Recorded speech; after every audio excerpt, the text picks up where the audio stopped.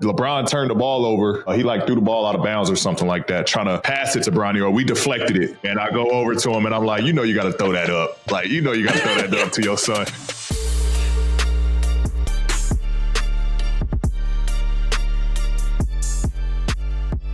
Podcast P fam, welcome back to another episode of Podcast P, a Wave original presented by Prize Picks. It's your boy PG. Join with me is my co-host Jackie Long. Okay. And Dallas Rutherford. I'm going to get back to that. I see what you did there. I'm going to get back to that. How everybody doing, man? How we living? I'm feeling great. The question is, I want to know how you feeling, P, because you've been going viral, man.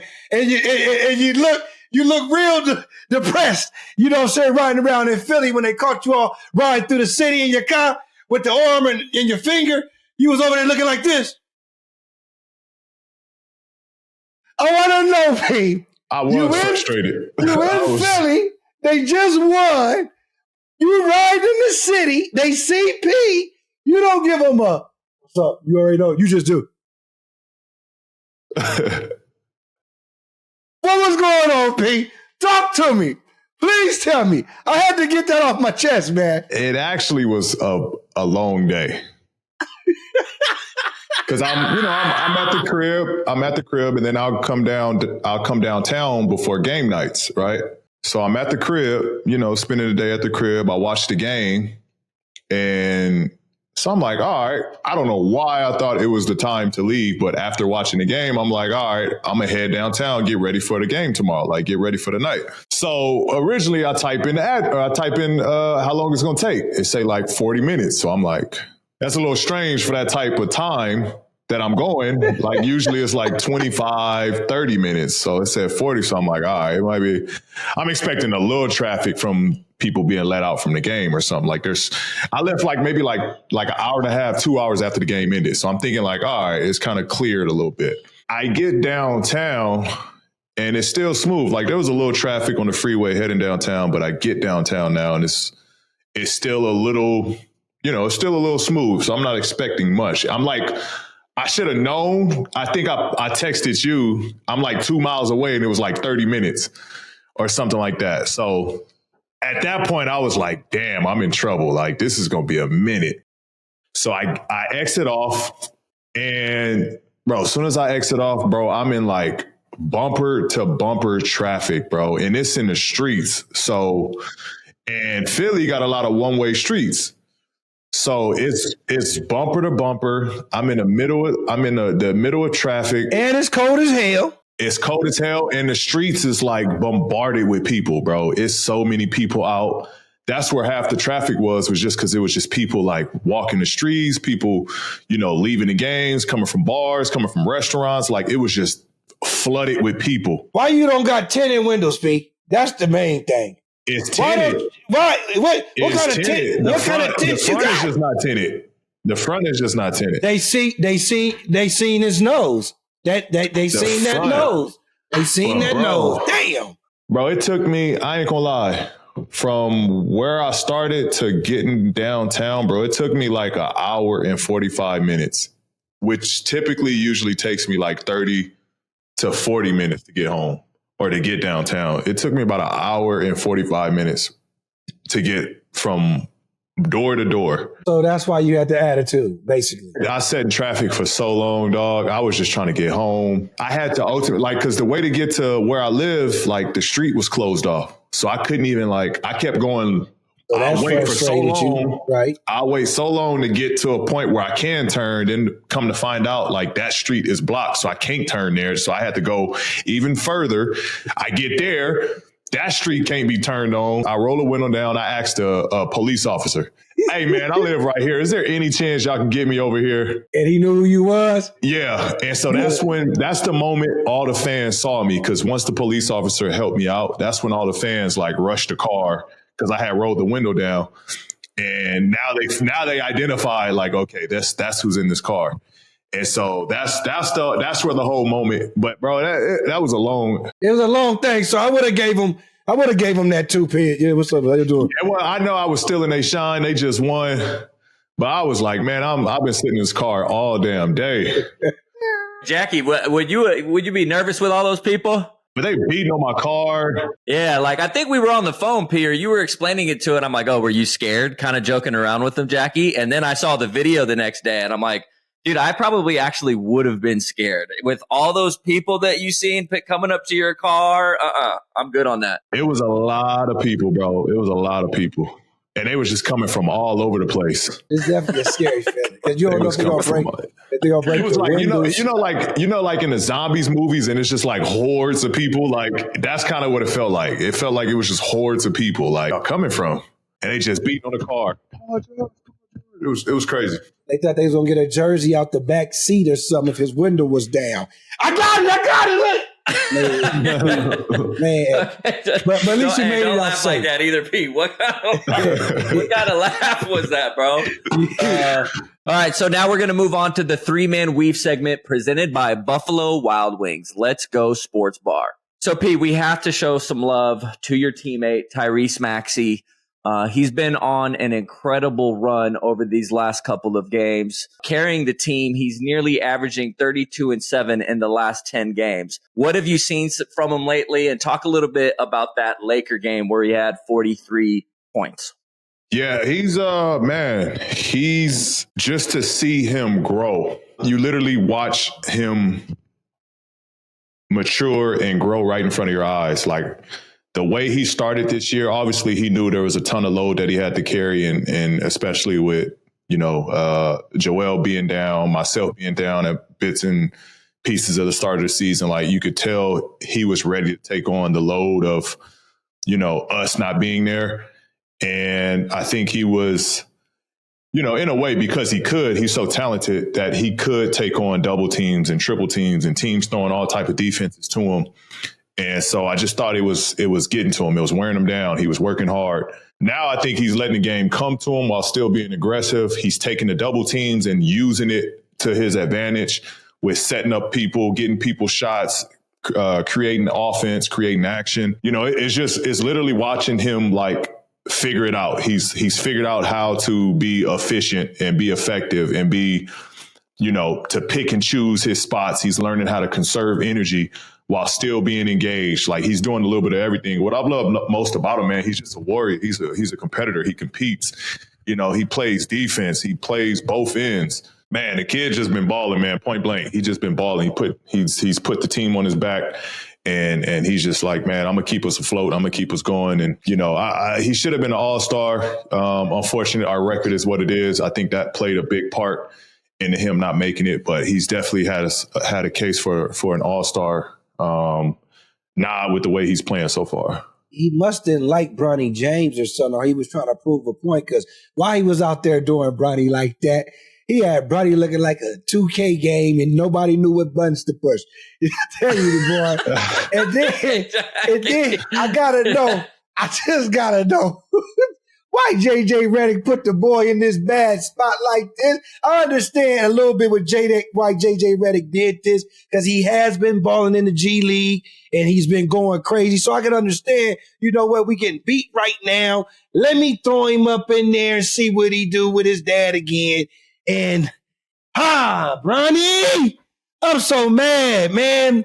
It was ugly. It's unfortunate, man, but that's what being a rookie is. You know what I mean? Like, you learn from these battles. You know what I mean? You don't necessarily, and you could be a veteran. You don't necessarily win a lot of matchups sometimes. Like, sometimes somebody has your number. Sometimes it's a rough matchup. Sometimes it's a learning curve. It's a learning experience, especially for a rookie. You know what I mean? Like, I see people beating them up and, talking about it. But listen, man, we've all gone through that. Like, there was, Derrick Rose destroyed me, but I've learned a lot from that matchup playing against him. You know what I mean? Like, he'll grow, he'll evolve, he'll get better from this experience playing against Maxey. He's been killing in the G League. It's just, when you come up, it's a different caliber of players. And unfortunate, Maxey's a shark. So he went against one of the elites. Do you think that was Bronny's welcome to the NBA moment? Yeah, because he played. I haven't watched much Lakers games, but I think that had to be the most he's played I could be wrong. Like I said, I haven't watched many Lakers games. So, but it seemed to be he played a good chunk of minutes against us, and he had the matchup at times against Maxey. So yeah, he came in the third quarter, and he normally comes in the fourth. And I've watched majority of the games, of course, LA. But the thing I do like about Bronny that game the most is he did more, even though it wasn't good choices that he made, like the turnovers and the shots. I was just happy to see him actually take it, because normally he get in the game, he just passing the ball, or he just running, sits in the corner, or as soon as he dribble once and he pass. So it's like you said, he's only gonna get better. So if he's in the G League doing what he's doing, I think eventually, with his dad being the king, of course, of the court, and his brother coming up, it's all going to be consistent workout with this boy, and still going to grow up to do his thing. So, Bronny, I'm on your side, man. I hope you get your stuff together, baby, and get the ball in, man. Absolutely, man. You don't know how tough it is, bro, how much pressure that is to have to perform. You play on a team with your dad. You play for one of the most historic franchises, not in just basketball, bro, in any sport. Like, it's a magnifying glass on you at all times. It's not easy, bro. But to your point, I love that he was assertive. He was trying to get, shots off. He was trying to get to his floater. He was trying to get to his midi. He was shooting, catching shoots. You don't know what you can do until you at least try. To help the young kids out there that's coming up, with like Bronny's situation, what are things you can learn as a young player to get ready for the true NBA action? That should be the case. You know what I mean? Up to this point, each game goes by, you get better and better with preparation, and you learn what works for you, what doesn't work for you. Stuff starts to stick when it comes to preparation. And then it's an evolution from that. You might get into year 2, year 3, year 4, and you take it a step further. You understand your game, you understand your readiness, your preparation, what works. I think for all young players is learning tendencies. Like, every team hands out sheets. They show highlights in the locker room. Study that. Learn what guys' tendencies are. Learn what hand they favor. Learn what they shoot from mid-range, from three-point, from, their cadences. Like, you got to understand, because when you're on the floor, you got to understand when the ball is swung, who you rotate to, who you can leave open, or who you can dare to shoot, who you can late contest, who you need to run off the three-point line, who you need to send right, who you need to send left, who you need to, go under on pick and rolls, who you need to chase over top, who you need to blow up screens, who you trying to deny. So there's a ton of stuff I think young players can learn from when they read those scouting reports, and they lock in and hone into not just the player that they potentially could be matched up on, but everybody that potentially could play that night. I just think a lot of young guys don't do that enough. They kind of just play the game. They go out there and they just play the game instead of like really locking in to who they're matched up against. Professor P, that was good. That was good. Nice, P. Like Professor P, I like that too. This guy was going off right there for a little bit. Maybe he goes underneath the screen. You're feeling good. But P, I want to play devil's advocate a little bit, because I think there's a lot of talk around Bronny. And obviously, we all know why there's a lot of talk around Bronny. But I think there is a fair argument. If you have watched any of the games, he's had some bad turnovers. And you just said it right there. It's unfortunate that he had to, get some playing time against Tyrese Maxey. Well, what's also unfortunate for Bronny James is that pretty much every guard in the NBA that is playing in the first quarter is a monster and is probably on another level than where he's at. So when do we start holding the Lakers or even Bronny or just him accountable as a basketball player? When does he not get any more wiggle room on his performance? When does it go from, if you're a GM and you're the front office with the Lakers, when do you make that decision on, hey, you know what, maybe we made the wrong decision here or so forth? I'm curious what your thoughts are on that. Even though I know you don't think that, I want to know if you're a GM, when do you look at a guy and go, yeah, maybe he just doesn't have it? Yeah, I think it's I think it's an unfair judgment because, and this is my take, this is my opinion and what I've saw. When I've seen him play, he makes the right plays. He doesn't necessarily go out to be flashy. He can, when he has moments, he'll show you he's flashy. He'll show you he can pass the shit out of it. He shows you his athleticism, his finishing, but he makes the right play. I think for his case, I think, some of it from what I watched when he played us, some of it was a little indecisiveness. And I think he's feeling the pressure that when he's on the floor, he has to produce. He has to score. He has to do something, which his game from, again, what I've watching him the few times I've seen him in AAU, he plays the game the right way. He lets the game come to him. He attacks when he needs to attack. He makes the swing extra pass. He, looked for the open man. He gets his, like he knows how to score and do special things, but it's all off a feel for the game. He can't do that. You playing on the floor with LeBron James. You're playing with Anthony Davis. Like you have vets in front of you. The ball's not really going to be in your hands. You know what I mean? And so I think when I'm on the floor, I got to make something happen. I have to, produce.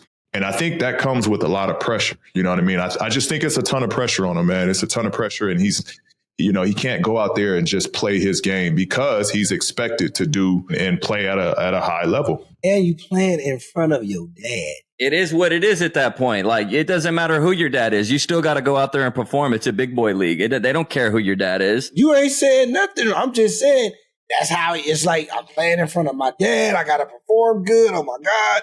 When I get home, he going to say something. It's like, are you going to call me later and tell me what I didn't do? It's like he probably tired of hearing that because LeBron is drilling him. Not to say he's drilling him, but he's helping his son, giving him pointer tips. But how some sons can be arrogant. Like, I'm here. Okay. You told me that last week. I know. Then you got the coaches. Then it's a lot. It's a lot, but he trying, man. And He's trying, man. I salute the kid, man. I salute the kid. I salute just to shine a bright light on the situation. I thought it was just super dope, bro. I literally got chills when I first seen Bronny checking into the game and I got to see that live, father and son, bro. That was a cool, dope moment to me. I'm glad you brought it up. I even joked about LeBron turned the ball over. He threw the ball out of bounds or something like that, trying to pass it to Bronny, or we deflected it. And I go over to him and I'm like, you got to throw that up. Like, you got to throw that up to your son. But man, that was just a dope moment. I'm happy. Like, I'm happy. I'm one that can say I've witnessed, Bron getting to play with his son and watching that up close. Did you bring your camera out, P, and get your own little picture? Did you get it? I ain't get no picture. You ain't get no picture with both of them together? Like, hey. I ain't get no picture. Anyway, I got to change the subject, man, because we done been on Bronny and we love Bronny and we know Bronny going to do his thing. But, B, I got to ask, how rich are you NBA players, man? Because I know every month, my bill is kind of cheap because it's just me taking a bath or using the shower, once or twice. And probably I can speak for Dallas as well. You know what I'm saying? But Pete, what's up with your boy Rondo, man, taking 5 showers a day? Like, come on, man. I done heard of people being superstitious and all, but 5 showers, are you that funky? That's a lot. I ain't gonna lie. 5 showers is a lot. But playing with Doe, it makes sense because sometimes I would see him coming either from the shower or going to the shower. And it's at the time where you getting ready for the game. So it's I know you showered after shoot around and then you showering again, at the arena. But it didn't register he takes that many. I mean, I take 3 showers within a game day for sure, 3 showers. And that seems excessive. So let's think about this. If he gets up in the morning, that's a shower. We don't count that as one because he's not in the league no more. Okay. 2, he probably doing something with his sons or something, coaching. Probably did something. Come back home. Okay. That's your other bath. Okay. What, he got a dinner meeting later or something, or to go coach a team. He come back home. That's another bath. So 4th, I don't get where the 4th and 5th come because he already did a dinner meeting and he back at home. Well, I'm just looking at it from game day. Okay. I'm looking at it on game day. 5 showers on an off day is crazy. But on a game day, it makes a little bit more sense because you'll wake up, you'll shower. Shoot around, you'll shower. And if he doing a little something at the house, doing some of that, I can understand you wash your ass. But the 5th, I still can't figure out the 5th. The 3rd time, I guess you'll shower. I guess he says he'll take a nap, wake up and shower. So that's kind of to get rejuvenated again. The fourth one, after he works out before the game, he showers. And then the fifth one has to be after the game. You got to take a shower. Because it was a lot of... I think they all make sense, P, except for the one after shoot around. Waking up and wanting to take a nap and like getting kind of, waking up a little bit. That one makes sense, but the other one doesn't. But the real question is he using a rag or not? There you go. There he goes. There he go. He ready. The real question is, how many towels is he going through? 30. That's what could be nasty. Now we get to that question. How many times do you dry off before that towel's dirty? How many times do that towel? How many times that towel get used until it's dirty? Rondo's towel looking nasty for sure. No, that's shout out though, man. Shout out though. That's a crazy superstition right there. It is 5 showers.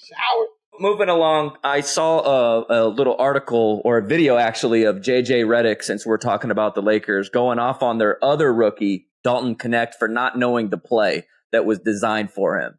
P, I want to know, how often do you see that where there's a rookie out there and he just completely forgets the play, completely forgets the set? The best part about this is JJ Redick's yelling at him saying, the play was for you, bro. Like, not only did you forget the play, but like you forgot the one that was, we were drawing this up for you. Yeah. And he had it going. He had it going that night too. So that's unfortunate that you messed your own play up on the night you feeling good.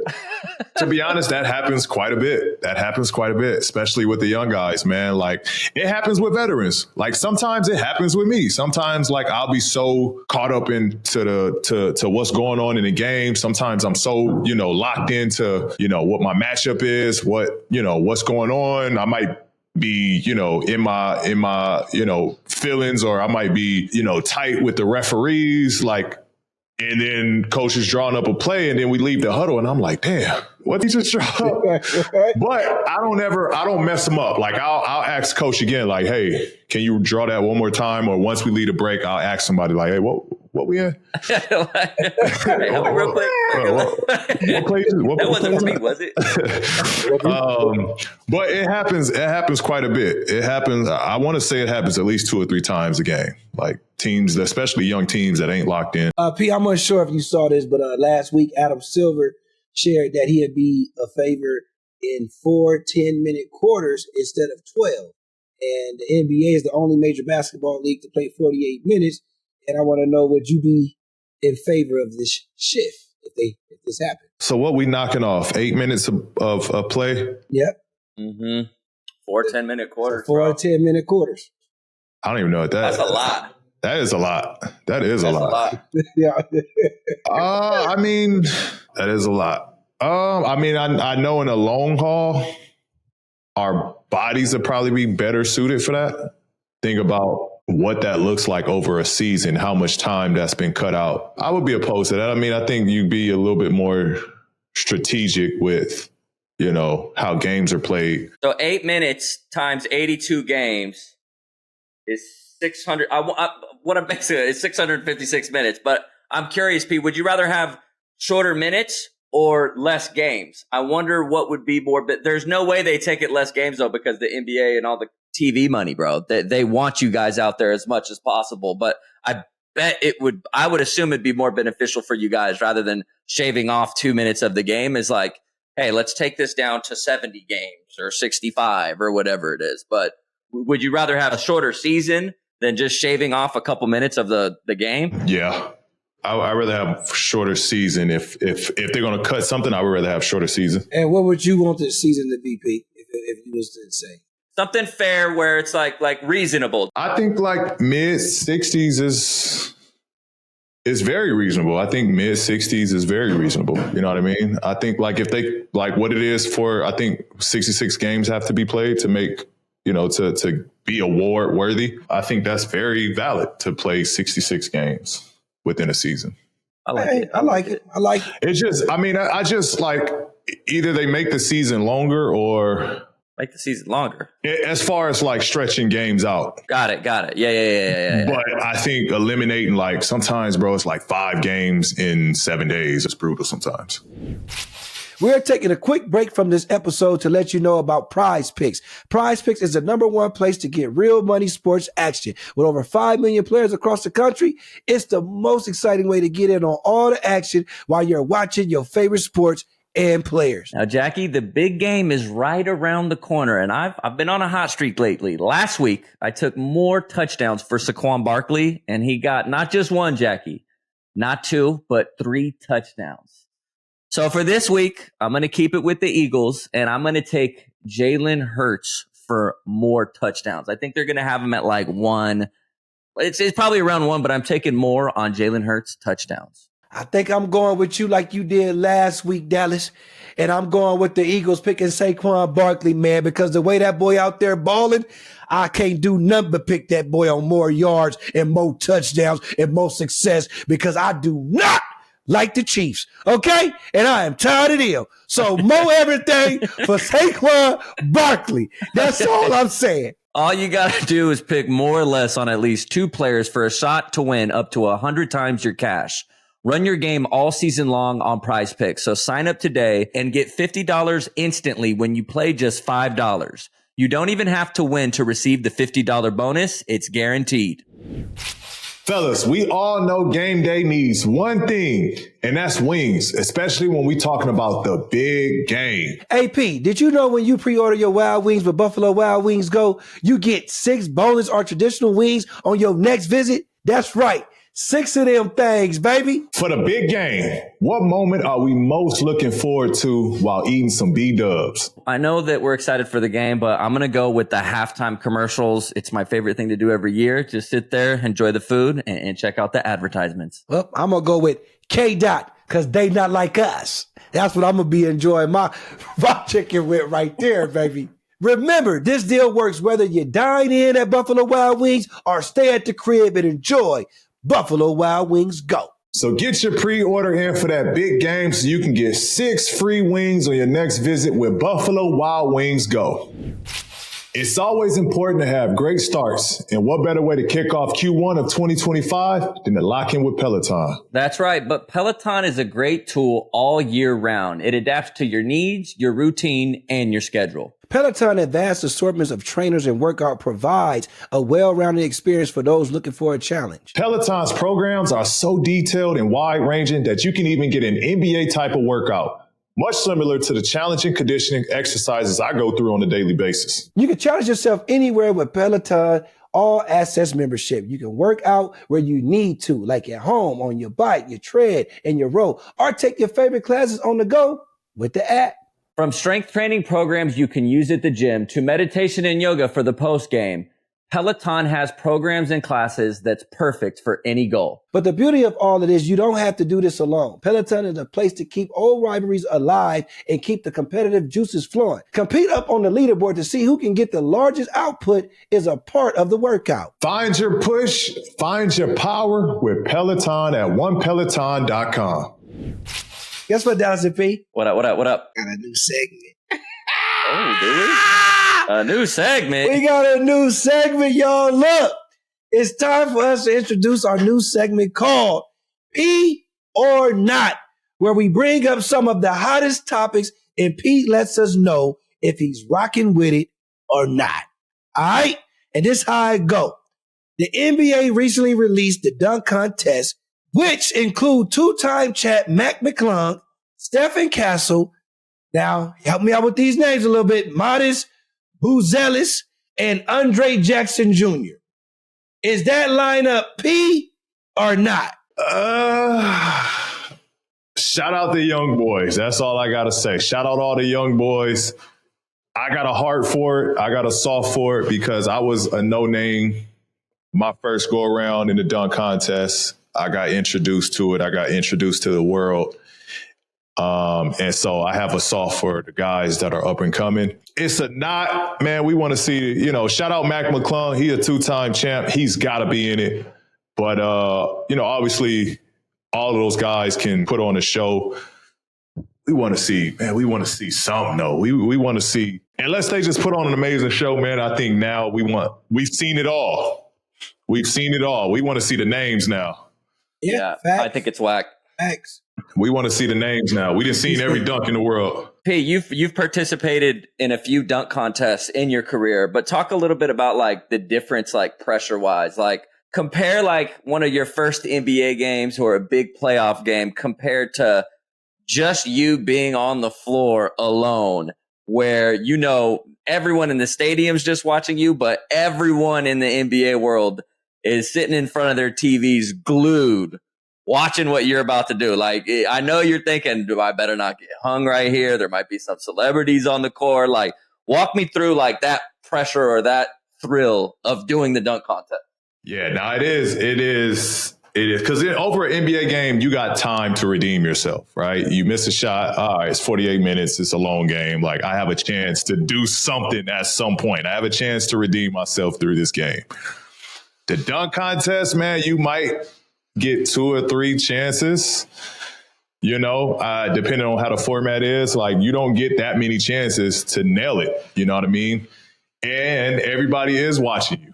And it's more pressure to entertain now than it ever was. You know what I mean? Like, people are kind of disgusted by the dunk contest. So, like, you don't want to fall into that of it being another, you know, whack dunk contest or another boring dunk contest. But it is pressure. It is pressure. And it can be good pressure. Couple extra inches on the vert, like it's got to. For sure. For sure. I remember there was in the year I did it. Well, what year is that? 2012? I don't remember.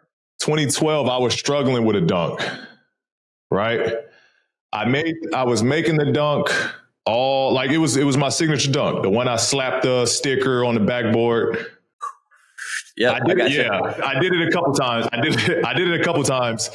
I think that dunk contest, I think I messed up like 1 or 2 times. I think I got it on like my 3rd try or something like that. But I was having trouble in the practice. Okay.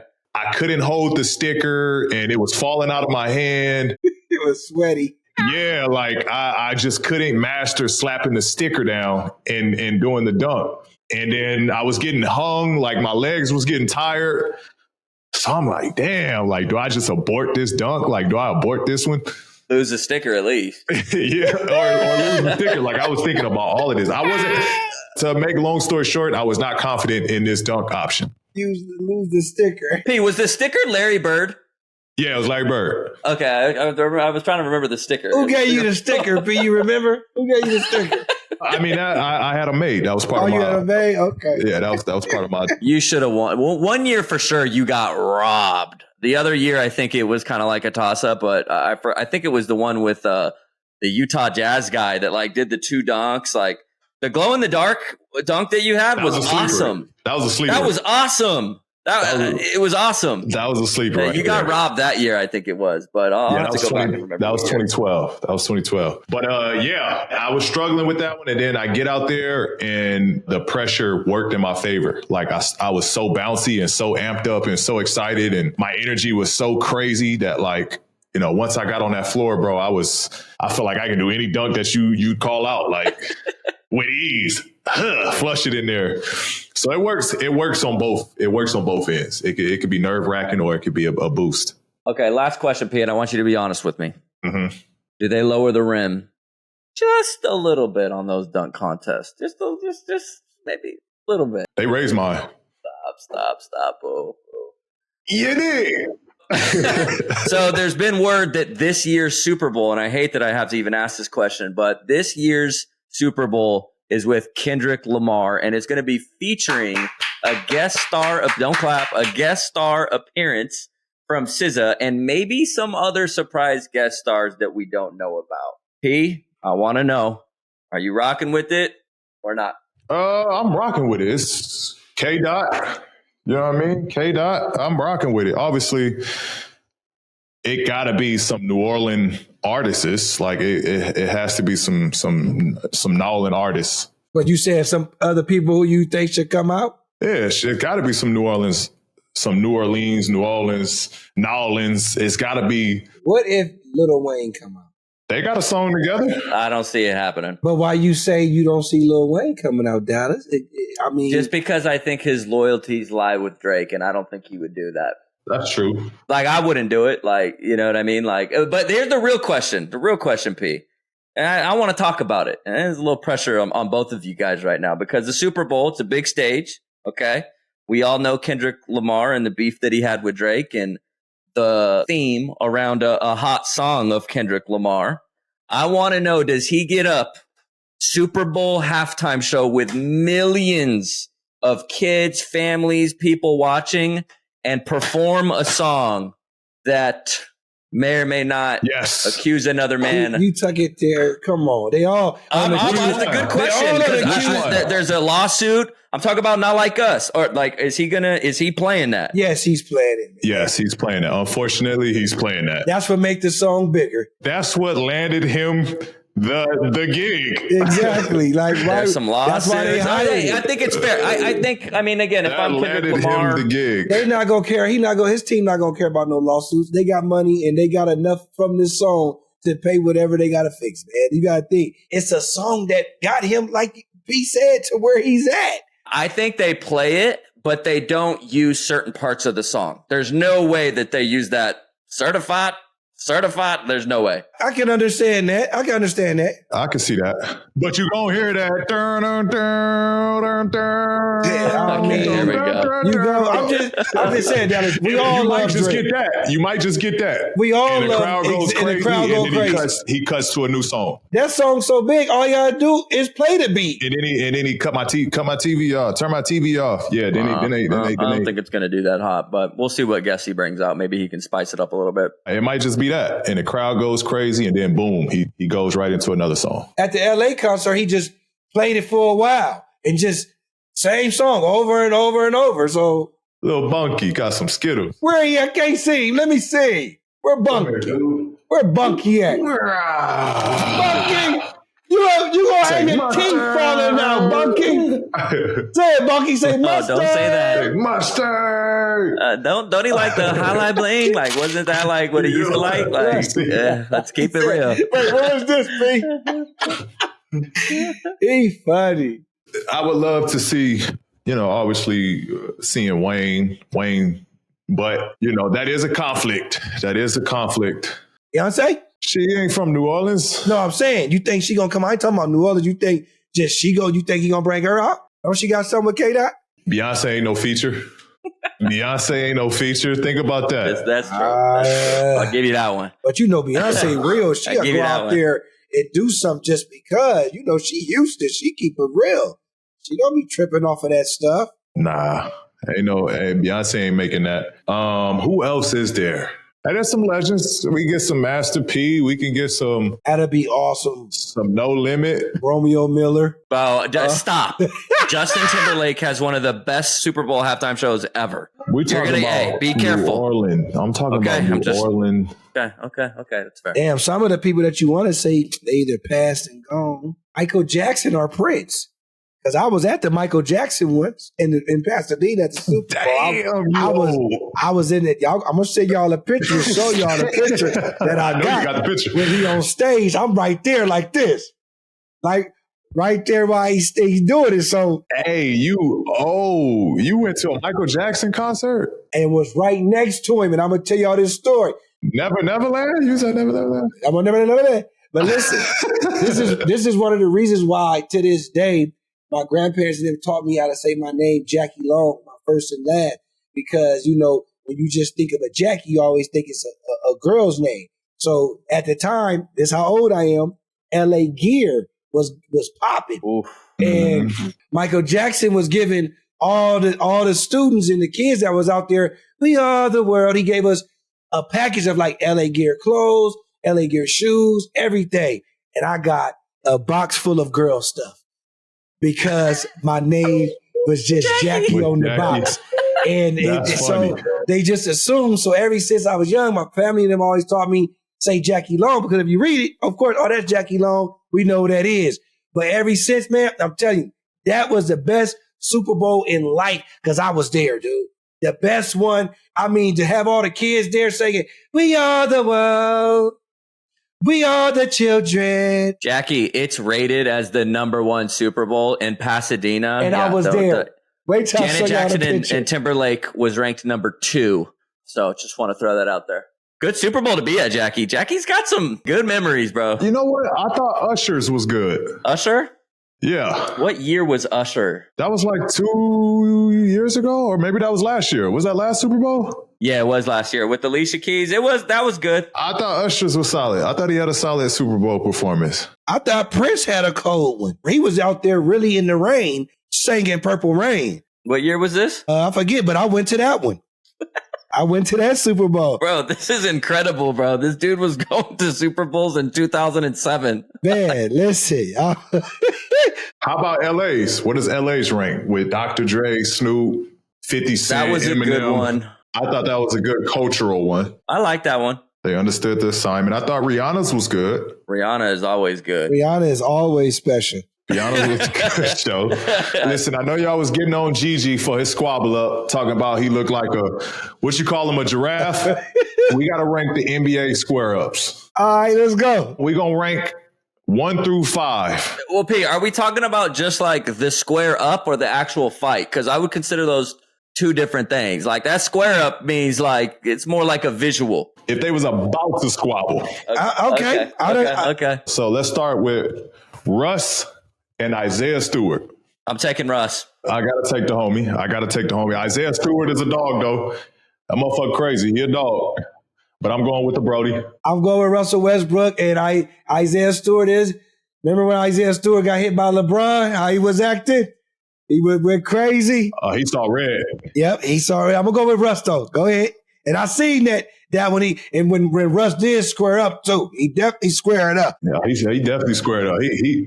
I feel like Russell knows how to fight too. Like, yeah, he got some, like, I think there's some technique there that's going to play in his favor as well. Okay, we got Jordan Clarkson and Kuminga. Jonathan Kuminga square up. Clarkson getting his mopped. Damn, JC getting mopped up? By Kuminga? Yeah, Kuminga got that.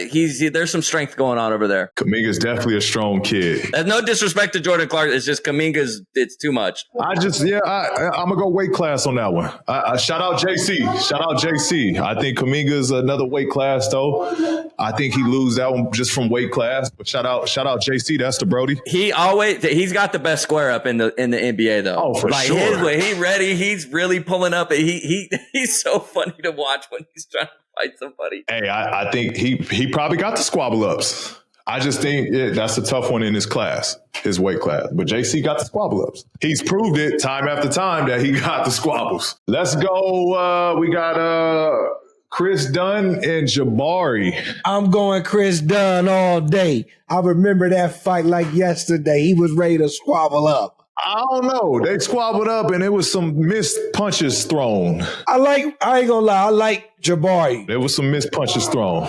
But from the looks of it looked like Dunn could have did something. But I love Jabari because he's funny to me. But I'm going to go with Dunn on that one. I plead the fifth. I'm going to play the middle on that one because, like I said, there was some punches thrown and nobody hit or connected on them punches thrown.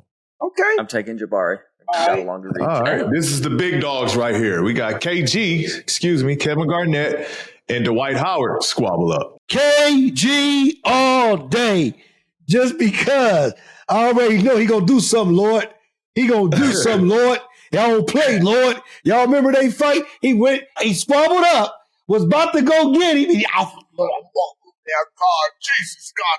He was over there praying like he didn't touch me. Then he walked around and went at him again. They had to stop him, and he went to praying. He was done. Listen, it was the best fight that didn't happen ever.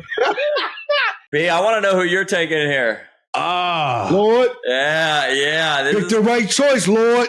Don't go off for muscles, Lord. Lord. Don't fall for the muscles, Lord. This is a good one. Yeah, this is a good one. Because Dwight big as shit. Yeah, that's like one hit. Like, it might be over right there. I seen Dwight on Special Forces, though. He could have messed up dude, but he turned it into a wrestling match, which I don't know if he was saving him because he is big as hell. I'm going to go with KG. KG seemed crazy that he going to do whatever it takes to win. KG got that I'm going to do whatever it takes to win kind of fight. I think KG's been in more fights, so I'm going to go with the experience. It's just my 2 cents. I think KG's been in more fights, but that's a close one. Lastly, we got our boy. Clay. Clay and Jaden McDaniels. I love you, Clay.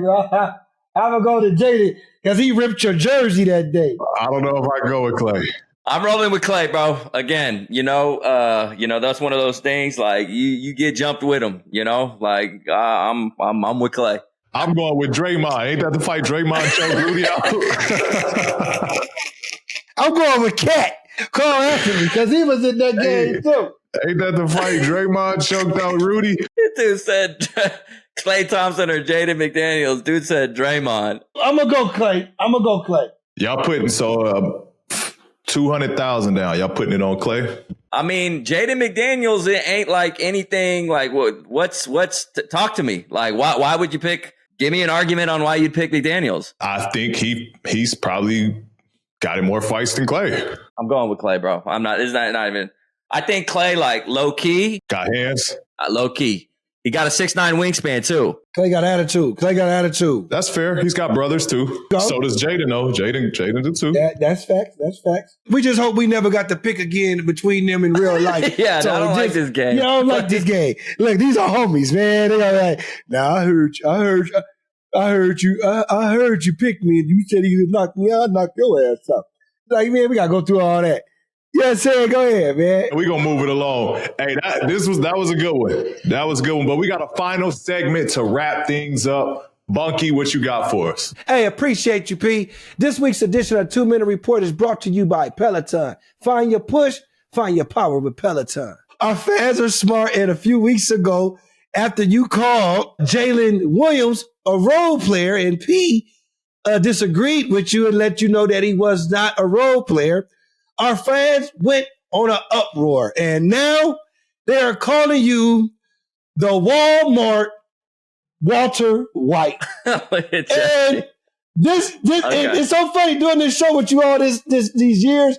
I look at this man and damn, that is you. I never even knew this. But anyways, is there anything you want to say for yourself, Dallas? Because you were, you was wilding a bit calling our boy a role player, and he's not no damn.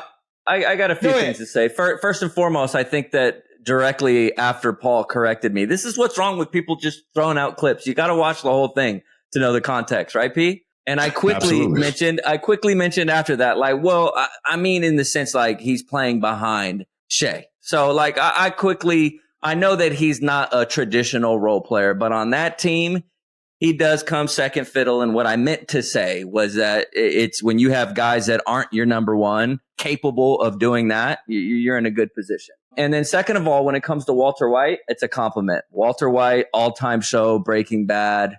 I think anyone or any time I can ever get compared to Walter White, I'll take it. That's a win. That's a W. That's a W, bro. Okay, W in the chat. That's all I got. That's all you got to. Do you want to apologize to Jalen?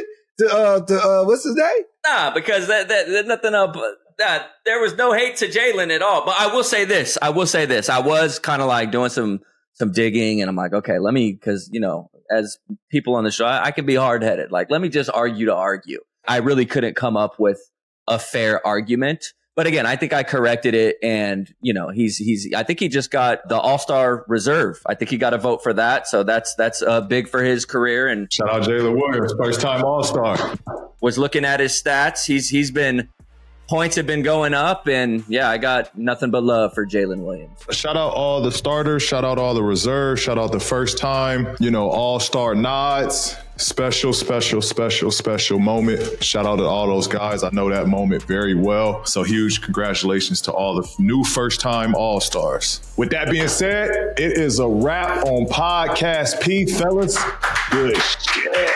Thunder! Wait,